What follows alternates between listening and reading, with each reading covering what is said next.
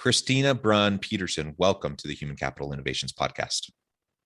Thank you so much, John. Thanks for having me.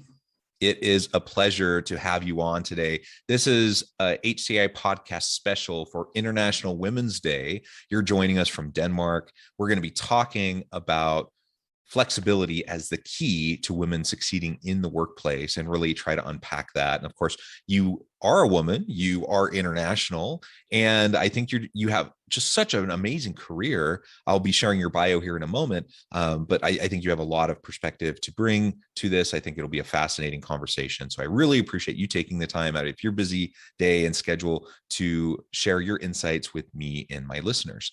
As we get started, I wanted to share Christina's bio with everybody. Christina Brun Petersen co-founded Worksome in 2016. Today, she leads the Flexible Revolution as Worksome's Chief People Officer. Her focus is on creating and delivering both flexible and supportive and inclusive environment for employees and a best-in-class hiring experience for candidates.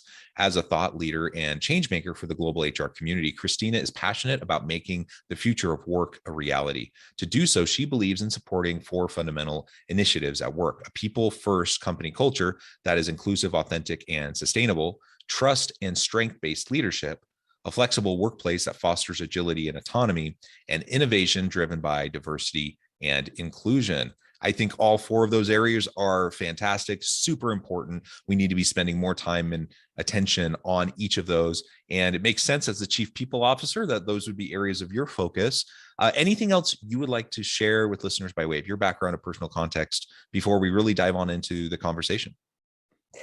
No, well, I think it really sums it up, right? To really essentially be able to support people in maximizing professional potentials. And this is definitely what we're really trying to do at Worksome, to have, this organizational trust installed everywhere in order for people to shine and really be able to take ownership and maximize on their strengths.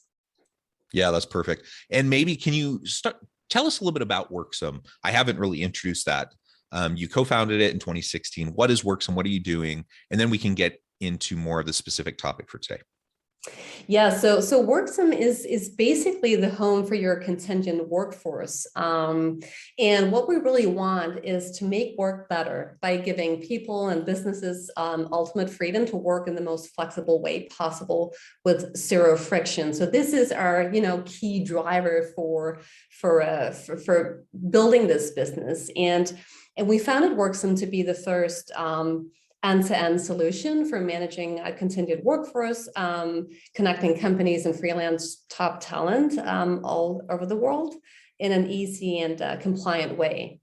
So we really believe in a future where careers are driven by meaningful work and flexibility. So this is definitely the mission we're on.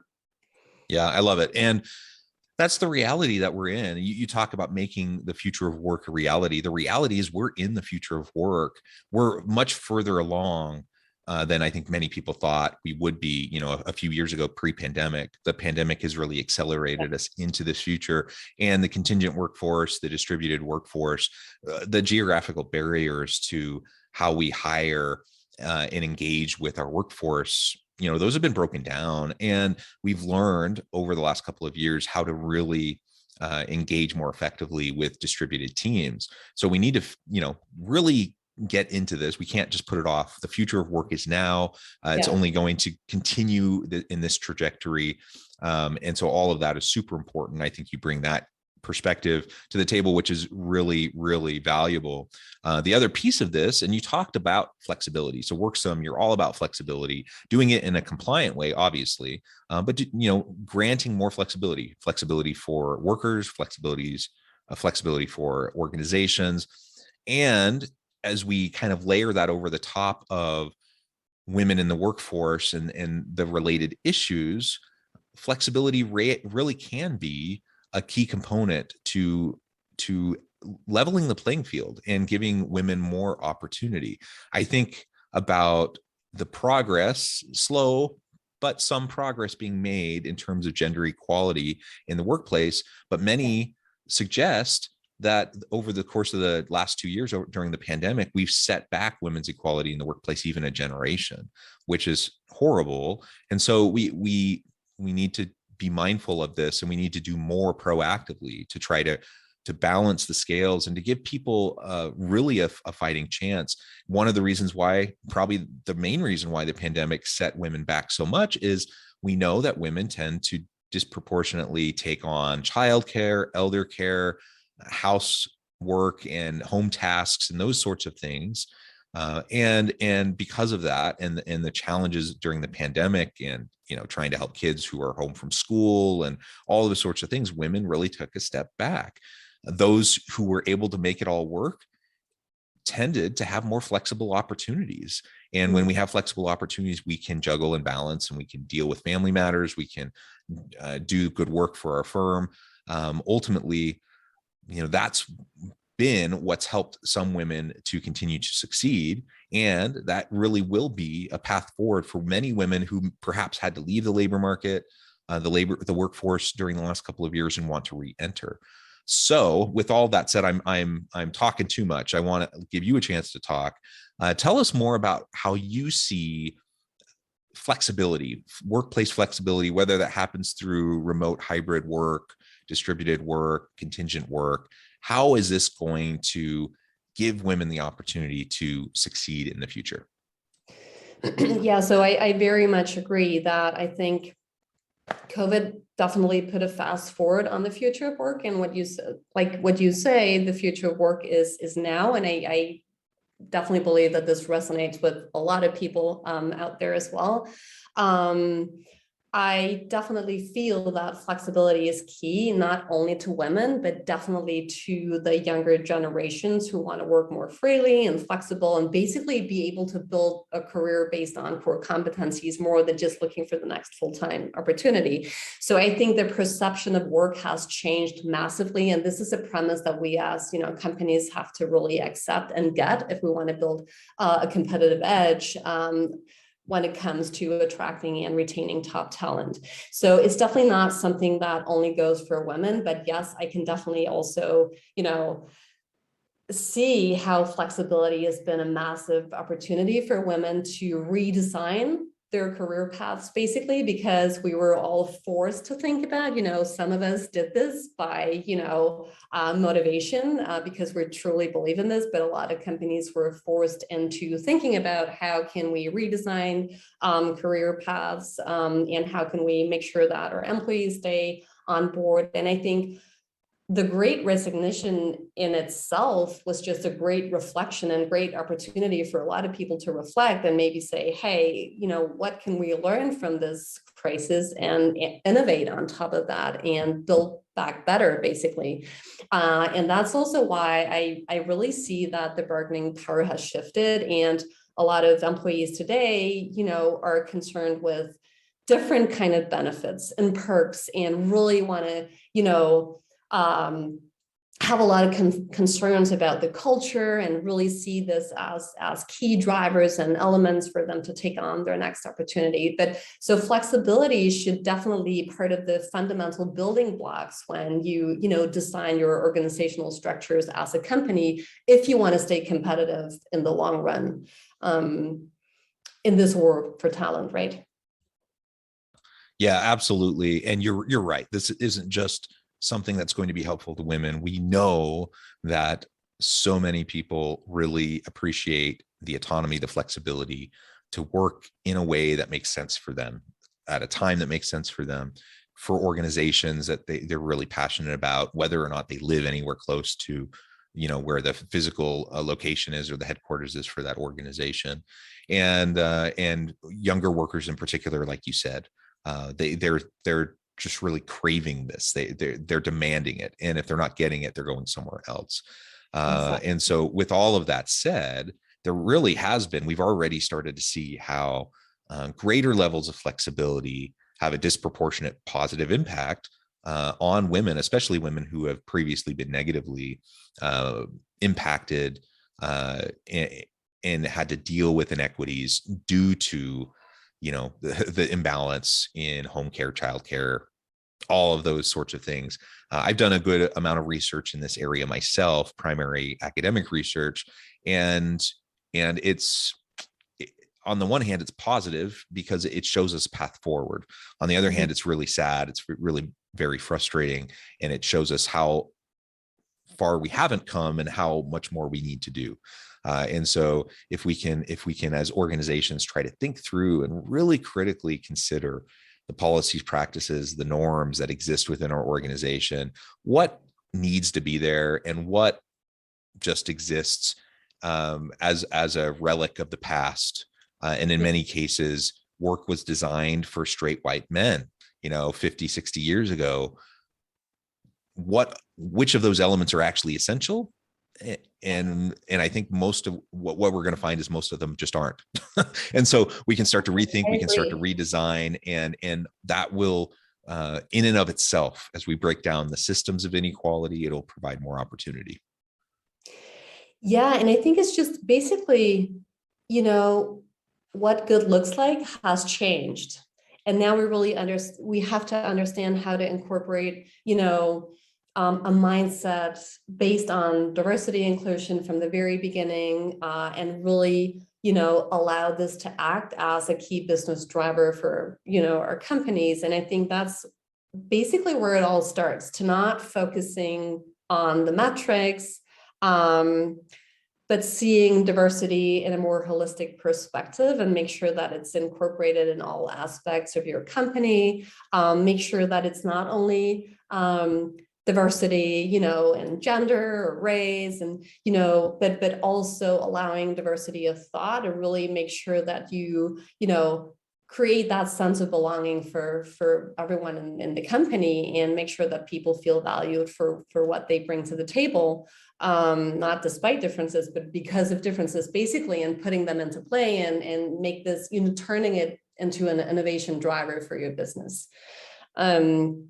And in that comes working with, women, in general, underrepresented groups. But for me, it's very much seeing this in an individualized perspective, and really understand, what are the value priorities of the individual. And this is how we work at WorkSim as well, and really take this bottom-up process to how we work with culture to allow us to understand how can we support the organization and individuals in the best possible way on their WorkSim journey, to feel empowered and inspired and happy over time. Yeah. And one of your core fundamental initiatives that you outlined and that I read in your bio is, a people first company culture that is inclusive, authentic, and sustainable. I love that. I think it's amazing. I'm all for people centric organizations, human first organizations. And if we have that as an espoused value within our organization, it's aspirational. Chances are we're not there yet. Chances are, we have a lot of work to do. But if that's on the forefront, and we can consider how all of our decision making connects back to and relates to that core value, that perspective, it will, I think, allow us to take a critical look and challenge the status quo, challenge the norms that exist, and question, if that particular policy, the practice, procedure needs to be there. And when I think of authenticity, for example, how many women for generations have had to kind of check who they are at the door when they get to work? And, I think it's just so important when we talk about the value of diversity and inclusion, those perspectives of females and women of color and other marginalized populations. It's incredibly valuable to the organization from like a bottom line dollars and cents perspective. But in terms of like helping, someone bring their whole authentic self to the workplace to find meaning and purpose and engagement in their work, how important is that for anybody? But in this case, we're specifically talking about women. How important is it for them to be able to come? And I mean, we can't just compartmentalize every aspect of our life. And if I'm a woman and I have children, say during the pandemic, who are having to do schooling from home, and I'm trying to juggle work, life, family, community, like all these different things. And then I'm like somehow expected to just check everything that makes like most of who I am, check that out the door, and then just come to the workplace and not think about or have any of that bleed in. It's silly. It's nonsense. Yeah. And it's not healthy. Right. And so when we create environments where truly everyone can be authentic and genuine, and that they can feel supported, then that's going to open the doors for women who maybe didn't think or consider that they would be, someone who would even want to pursue a leadership role, for example, or whatever. Right. So we just need to open that door and encourage more individuals to participate and to break down the barriers that are keeping them from participating in those ways. Yeah. Yeah. For the benefit of the individual, but also for the businesses, to be honest. Because I think when you have a high degree of authenticity, you're just a better you. And this is super important also, when you hire people, of course, you're absolutely sure that these people are superstars at what they do, and basically they can come in and tell you what to do. But if you do not allow this to happen, and really, conduct themselves in the most authentic way possible, then you will not see the full potential of that individual. So I think it's also to really understand how it can benefit the companies going forward and really allow companies to build that competitive edge when it comes to winning over top talent, which is so key for us as, and staying successful as a company. Yeah, and we've been talking around the issue of flexibility. Of course, flexibility in the abstract. I think everyone can say, yeah, that's important. That's something that people value. Let's talk more specifically now about like what types of flexibility are useful and really helpful, especially as we think about marginalized populations and women. Yeah, so we tend to focus the discussion very much around from where you work, right? So the on-site versus working from home, but at Worksome, it's also important for us to focus on, for instance, where you work, but also how you make decisions. So do I have the autonomy to make decisions centered around the work I do? It's also very much about collaboration. So when can I shift gear, right? Am I allowed to be in the zone, really having some focus time, and then just say, now I'm up for, collaboration. It's also about values from my perspective. So when we talk about flexibility, we as an organization need to understand that the individuals making up our organizations have personal values, which they should be able to put into play at Worksome as well. And of course, there are the diversity, right? So it's important for us to really make sure that, we're flexible, we're open, we're curious on different perspectives, so that we can really, create that inclusive culture and make sure that we utilize all the knowledge and great perspective we have to allow us to stay innovative over time. And of course, it's also about education, like this educational perspective on what are people's backgrounds and how can we, benefit from that as well. So for me, flexibility is a broad term. And I think it's important for us to talk about flexibility in a more, nuanced way, and not only focus on from where to work, because I know it's definitely a key thing in this aspect, right? But if we really want to be able to incorporate flexibility in our organizational structures, we have to kind of get the term right in a broader sense. So certainly flexibility in terms of being physically in the workplace versus hybrid or remote, flexibility in terms of or say you're headquartered in New York City, do you need to actually live there and commute in?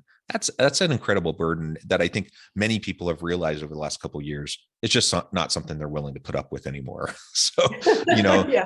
the cost of living, the commute the traffic, the hassle, the headache, right? And people just want their life back. They don't want to be spending 3 hours plus a day commuting. And so, there's those components. So can people be, say if I'm in the United States, can I live anywhere in the United States or internationally? Can I literally be anywhere as long as I can connect, when needed, so we can have live synchronous interactions as needed, but then I can also work asynchronously on my own time zone. Yeah. Flexibility in terms of time of day. This whole 8 to 5 kind of a work day, that's a product of the past, and it works for a lot of people, and that's fine if it works for you. But some people like to get up early and work. Some people want to work late. Some people want to interrupt their day. Some people, they're going to work much better if they can just go work out for an hour in the middle of the day, right? Without having to worry about anyone looking over their shoulders saying, why aren't you at your desk, right?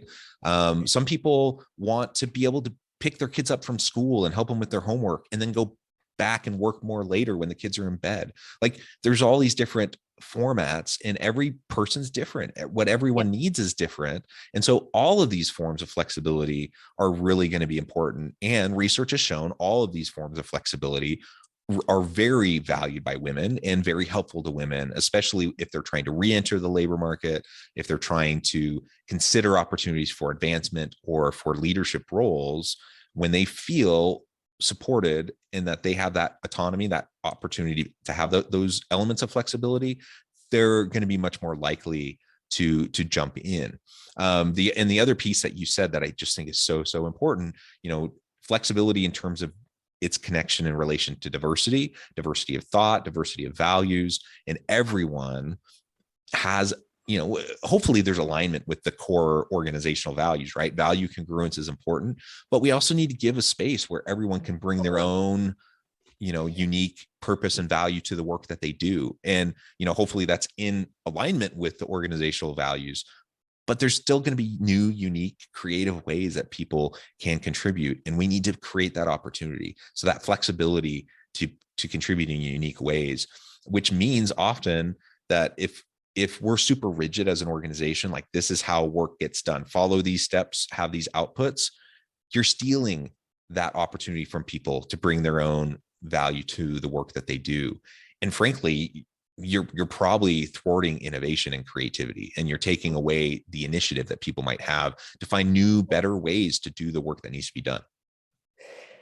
Exactly. And that's why I truly believe in a more individualized approach to flexibility. We can't build a one size fits all. We really need to, of course, we want to provide the frameworks for sure, like what you said, right? But I also feel that we need to allow differences to exist. So there might be, differences in how teams operate and structure their, their work, so that it can cater to all the preferences and needs in that specific team. And that's all good and fine. We need to allow this, variation to exist if we want to make sure that people can have a sense of belonging. And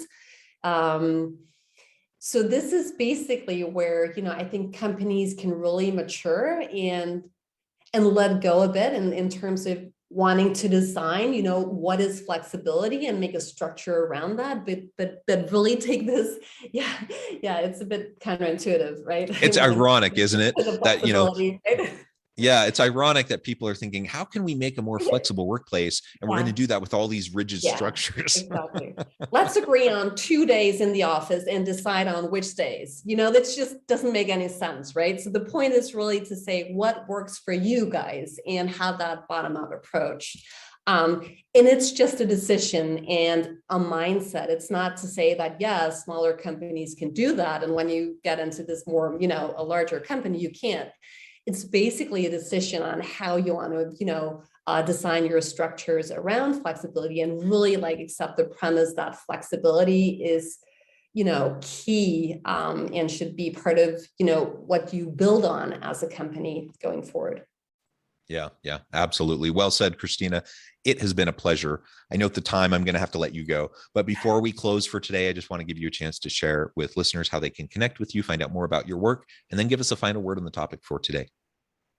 Yeah, so of course, reach out to me on LinkedIn, and also more than welcome to reach out to me on Christina@worksome.com. Just want to say this is really, the future of work is now, and we really need to take this opportunity to build back better and make sure that we do cater to the prevailing preferences and needs in the market. Purpose, flexibility, and values are really what we need to incorporate and understand if we want to be the winners of tomorrow. Well said, Christina. It has been a pleasure. Happy International Women's Day. I encourage listeners to reach out, get connected, find out more about what Christina and her team at Worksome can do for you. And as always, I hope everyone can stay healthy and safe, that you can find meaning and purpose at work each and every day. And I hope you all have a great week.